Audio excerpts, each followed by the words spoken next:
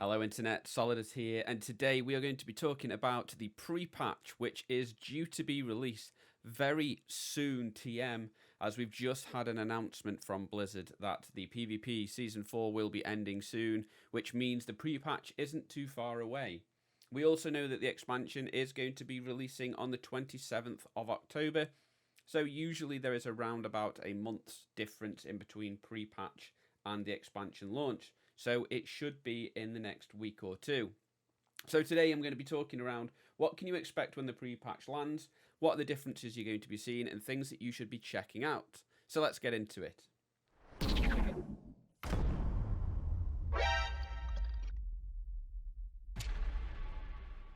Okay, so the first thing that you're going to notice upon logging in when the pre-patch goes live is that if you are level 120, you are going to be squished all the way down to level 50, which for the time being is going to be the new level cap. This is for all max level characters, and the rest of your characters, dependent on what level they are, will be squished down to something more appropriate for them until Shadowlands launches, and then you can start questing up to level 60.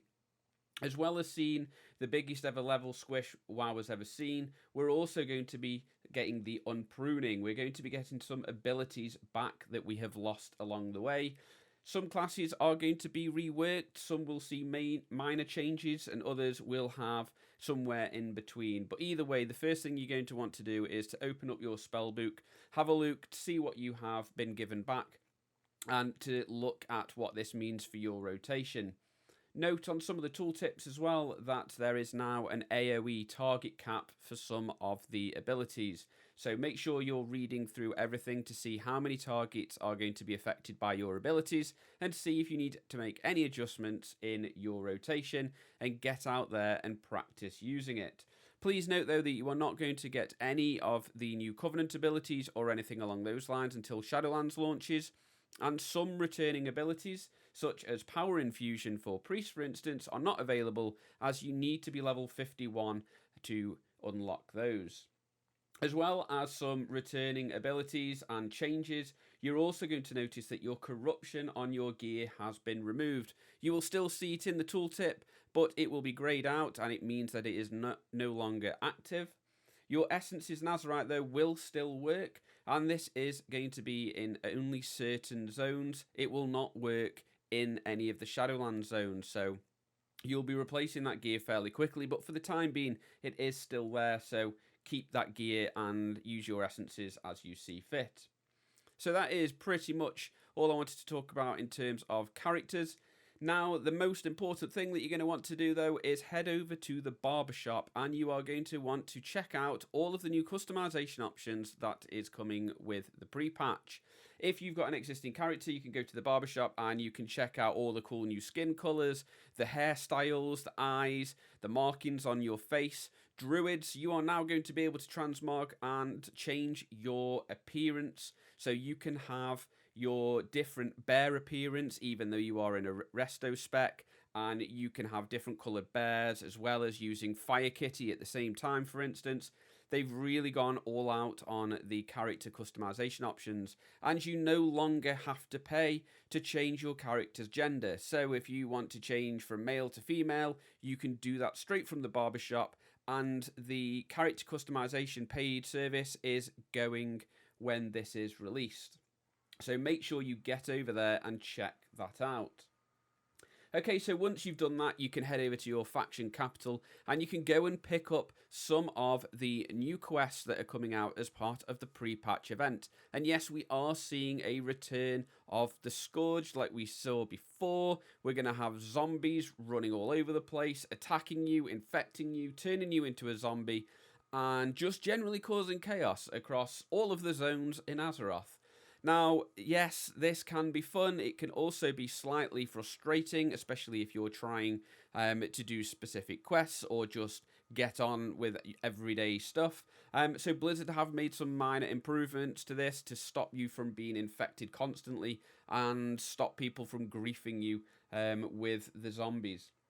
There are also going to be some quest lines that you pick up, which will see you heading over to Ice Crown over in Northrend, and you will get to see what storyline has gone on as part of the build up to the Shadowlands. You'll be doing a few quests over there. You will have dailies which drop currency, which allows you to buy cosmetic items from a vendor across there. There will be random rares as well that will spawn on the map, and some of these are the bosses from the Ice Crown Citadel raid. I have seen Professor Putricide, for instance, spawn on there.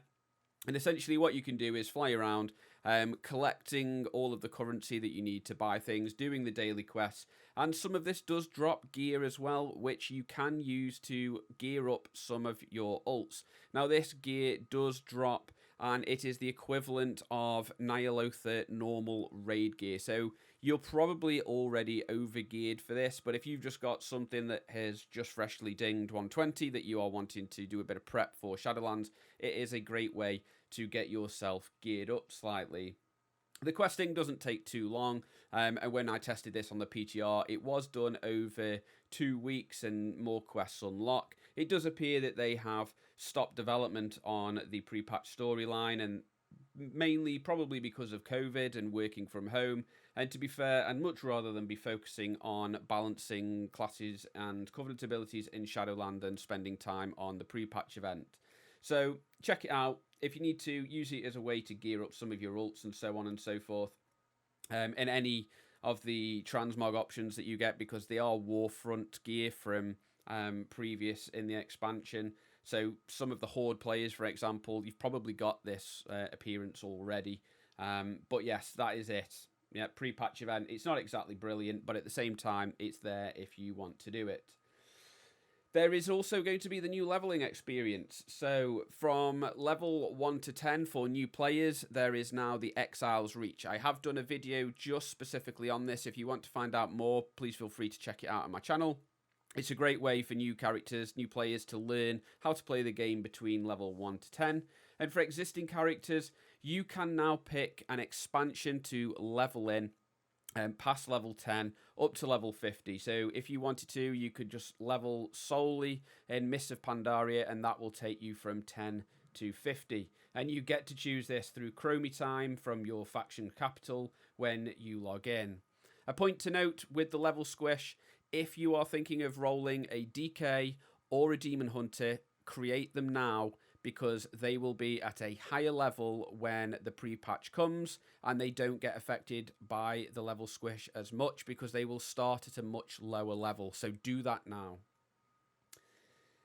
There are going to be a number of changes outside of the leveling experience as well. Hunters, you are going to have some new tames made available to you, with the coolest, in my opinion, the Cloud Serpents. You do need to be exalted with the Order of the Cloud Serpent faction from Mists of Pandaria to buy the book, which allows you to do this. So now is a great time to get that reputation up if you are not there already, as we do have the reputation buff available, and that does go away with the pre-patch, so make sure to make the most of that now.